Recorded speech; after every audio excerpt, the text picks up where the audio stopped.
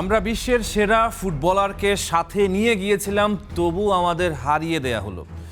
আর্জেন্টিনাকে ফাইনালে হারিয়ে দেয়া হয়েছে অভিযোগ দেশটার সাবেক ক্লাব ইন্ডিপেন্দিয়েন্তের সাবেক সভাপতি আন্দ্রেস দুকাতেনজেইলারের। আর্জেন্টিনা ও স্পেনের মধ্যকার বিশ্বকাপ ফাইনালের আগে অধিনায়ক লিও মেসি তার সহ খেলোয়াড়দের এমন কিছু কথায় উৎসাহিত করেছিলেন যা সামাজিক যোগাযোগ মাধ্যমের ব্যবহারকারীদের বেশ নজর কেড়েছে। মেসি তার সতীর্থদের স্পষ্ট বলছিলেন, সবকিছু ভুলে যাও এবং স্রেফ খেলতে নামো। সোশ্যাল মিডিয়া এবং কিছু ক্রীড়া সাংবাদিকের মধ্যে মেসির এই কথাগুলো ভিন্ন অর্থ তৈরি করে। তারা প্রশ্ন তোলেন, মেসির এই বক্তব্যের পেছনে অন্য কোনো কারণ ছিল কিনা। যে আর্জেন্টিনা পুরো টুর্নামেন্টে একের পর এক ম্যাচে ঘুরে দাঁড়িয়েছিল, সেই দলটাই ম্যাচের অতিরিক্ত সময়ের শেষ মুহূর্ত পর্যন্ত প্রতিপক্ষের পেনাল্টি বক্সে কোনো আক্রমণ করতে পারেনি। এই বিষয়টা সেই জল্পনাকে উস্কে দেয় যে দলটা হয়তো কোনো বাহ্যিক চাপের কারণে স্বাভাবিক খেলা খেলতে পারেনি। আন্দ্রেস দুকা বলছেন, আর্জেন্টিনা মাঠে কি করছিল জানেন? স্রেফ প্রতিপক্ষের প্রথম গোল খাওয়ার জন্য অপেক্ষা করছিল। মাঝ মাঠ পার হচ্ছিল না, পাস পাচ্ছিল না, এমনকি বল চাওয়ারও সাহস দেখাচ্ছিল না। আর লাউতারো খেলেননি, এটা কোনো কৌশল ছিল না, এটা ছিল বাইরের কোনো অদৃশ্য চাপ। যে ছেলেটা ইংল্যান্ডের বিপক্ষে হেডে গোল করেছিল তাকে খেলতে দেয়া হয়নি, যে গোলটা মারাদোনার হ্যান্ড অফ গড বা শতাব্দীর সেরা গোলের মতোই তাৎপর্যপূর্ণ ছিল। ফাইনালে তাকে খেলতেই দেয়া হয়নি, যে ছেলেটা ইংল্যান্ড এবং মিশরের বিপক্ষে জিতিয়েছিল। আমাকে বোঝাবেন না যে ইন্টারের 10 নম্বর তারকা লাউতারো মার্তিনেজ খেলার যোগ্য ছিলেন না। ফুটবলের ভেতরের আসল সত্যগুলো আপনাদের কেউ কোনোদিন বলবে না, মেসিও না, চিকি তাপিও না। জানেন কেন? কারণ তাদের ব্ল্যাকমেইল করা হয়েছে অথবা চাপ সৃষ্টি করা হয়েছে। আর্জেন্টিনাকে ঠিক সেভাবেই কোণঠাসা করা হয়েছিল যেমনটা মালভিনাস ইস্যুতে করা হয়, যেমনটা দেশের প্রাকৃতিক সম্পদ নিয়ে করা হয়। আর্জেন্টিনা জাতীয় দলকে বিক্রি করে দেয়া হয়েছে, তবে তা চিকি তাপিয়া, স্কালোনি কিংবা খেলোয়াড়েরা বিক্রি করেনি। কারণ আমরা মালভিনাস আর্জেন্টিনা ব্যানার তুলে ধরেছিলাম, তা ধরেছিল দুজন সাধারণ আর্জেন্টাইন তরুণ যারা ফুটবলার না হলে হয়তো মালভিনাসের সীমান্তে নিজেদের জীবন বিসর্জন দিত। দুকা বলেছেন, আজ এমন কি ঘটনা ঘটেছিল যা আমরা সাধারণ দর্শকেরা কখনোই জানতে পারবো না।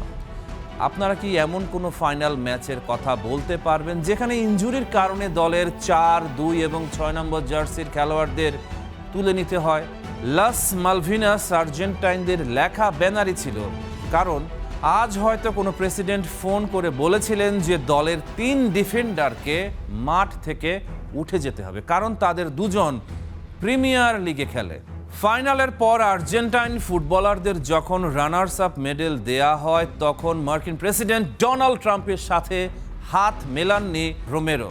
দুকার মতে আর্জেন্টিনাকে ফেলে দেয়া হয়েছে একটি মাত্র কারণে, কারণ সেখানে কিছু ফুটবল খেলা ছেলে একটা বিদ্রোহের ঘটনা ঘটায়, যারা বিশ্বকে একটা ব্যানার দেখিয়েছিল যাতে লেখা ছিল লাস মালভিনাস বা ফকল্যান্ড দ্বীপপুঞ্জ আর্জেন্টিনার।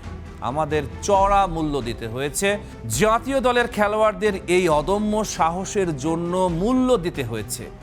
ইংল্যান্ডের অহংকার গুঁড়িয়ে দেওয়ার সেই স্মৃতি এবং খেলোয়াড়দের বুক চিতিয়ে সেই পতাকা তুলে ধরার দৃশ্য যা এই দেশের রাজনীতিবিদ বা নেতারাও কখনো দেখাতে পারেননি, তা কেউ আমার মন থেকে মুছতে পারবে না।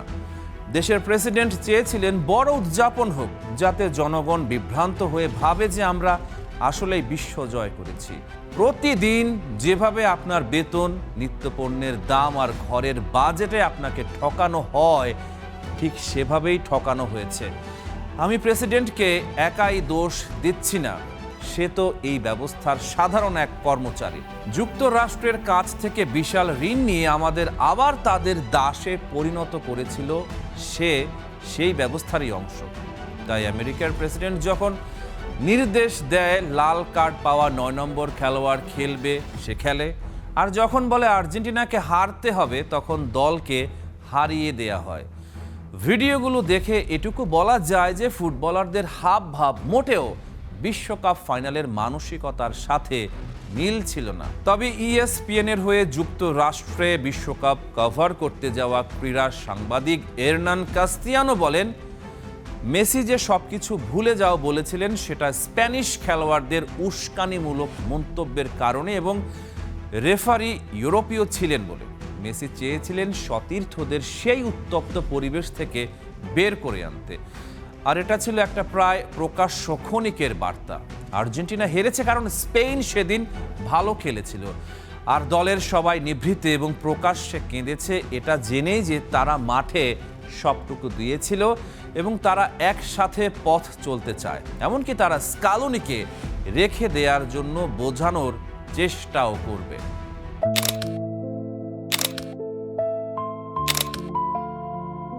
ক্যামেরার লেন্স জুম ইন করছে লিওনেল মেসির মুখের ওপর। মাঠে একা বসে আছেন তিনি, বুট আর শিন গার্ড জোড়া পাশে খোলা, চোখে এক রাশ শূন্যতা। ব্যাকগ্রাউন্ডে স্প্যানিশ খেলোয়াড়দের উল্লাস। মহাকাব্যের শেষটা সবসময় এমন ট্র্যাজিকই হতে হয়। মেসির চোখের ওই এক ফোঁটা জল শুধু মেট লাইফের রুক্ষ মাটিকেই ভেজায়নি, সে জল গড়িয়েছে আটলান্টিক পেরিয়ে, ছুঁয়েছে পৃথিবীর হৃদয়। বুয়েনোস এইরেসের প্রতিটা স্পন্দনে স্তব্ধ কান্নার সুর। রিও দি জেনেইরোর কোপাকাবানায় ঢেউগুলো আছড়ে পড়ে দীর্ঘ শ্বাস হয়ে। বেইজিং এর প্রাচীর ছুঁয়ে সেই শোকের হাওয়া এসে ভিড় করে ঢাকার নির্ঘুম ব্যথাতুর রাজপথে। কোটি কোটি মানুষের চোখের জলে লেখা হয়েছে শোকগাথা। অগণিত মানুষের হৃদয় বলে ওঠে পরাজয়ের এই যন্ত্রণাতেও তুমি আমাদের একমাত্র রূপকথা, কান্নাতেও তুমি আমাদের অবিসংবাদিত নায়ক। স্টেডিয়ামের কান ফাটানো কোলাহল, চারদিকে আতশবাজির রোশনাই, আর তার মাঝখানে মাঠের সবুজ ঘাসে একা বসেছিলেন সর্বকালের সেরা ফুটবলার লিওনেল মেসি, যে স্পেনের মাটিতে তিনি নিজেকে কিংবদন্তি হিসেবে গড়ে তুলেছিলেন, সেই স্পেনের কাছেই টাইটেল ধরে রাখার স্বপ্নভঙ্গ। পেলের ব্রাজিলের পর টানা দ্বিতীয়বারের মতো বিশ্বকাপ জয়ের যে ঐতিহাসিক মিশন নিয়ে আর্জেন্টিনা এসেছিল তা থমকে গেল অতিরিক্ত সময়ের শেষ মুহূর্তের এক নির্মম আঘাতে। ফেরান তোরেসের সেই একটা গোল যেন স্তব্ধ করে দিল আর্জেন্টিনাকে। কিন্তু প্রশ্ন হলো, এখানেই কি শেষ? এই হৃদয় বিদারক পরাজয়ের পর ঠিক কি অপেক্ষা করছে লিওনেল মেসি এবং আর্জেন্টিনার ফুটবলের জন্য? ফাইনালের পরিসংখ্যানটার দিকে তাকালে এখনো বুকটা কেঁপে ওঠে যে কোনো আর্জেন্টাইন ফ্যানের। পুরো ম্যাচে স্পেনের অন টার্গেট শট ছিল 12টা আর আর্জেন্টিনার 0। আর্জেন্টিনার মতো আক্রমণাত্মক দল স্পেনের জমাট ডিফেন্সের সামনে একটা শটও লক্ষ্যে রাখতে পারেনি। তবু আর্জেন্টিনা লড়েছে, তারা লড়েছে রক্তাক্ত যোদ্ধার মতো। ম্যাচের শেষ 30 মিনিট 10 জন নিয়ে খেলতে হয়েছে এনজো ফার্নান্দেজের লাল কার্ডের কারণে, আর গোল পোস্টের নিচে দাঁড়িয়ে ভাঙা আঙুল নিয়ে বিশ্বকাপের ইতিহাসে ফাইনাল ম্যাচের রেকর্ড 11টি সেভ করেছেন এমিলিয়ানো দিবু মার্তিনেজ। কিন্তু ফুটবল বিধাতা এবার স্পেনের অপরাজেয় যাত্রাকেই মুকুট পরাতে চেয়েছিলেন। 38 ম্যাচ ধরে অপরাজিত থাকা স্পেনের কাছেই শেষ পর্যন্ত ভাঙল আর্জেন্টিনার সাম্রাজ্য। ফাইনালে হয়তো মেসি নিজের সেরাটা দিতে পারেননি, কিন্তু এই পুরো টুর্নামেন্টে 39 বছর বয়সী জাদুকর যা করেছেন তা এক কথায় অবিশ্বাস্য। বয়সের নিয়মকে বুড়ো আঙুল দেখিয়ে 39 দিনে 8টা গোল এবং 4টা অ্যাসিস্ট করেছেন তিনি। কিলিয়ান এমবাপের চেয়ে মাত্র 2 গোল পিছিয়ে থেকে হাত ছাড়া করেছেন গোল্ডেন বুট। কিন্তু তাতে কি?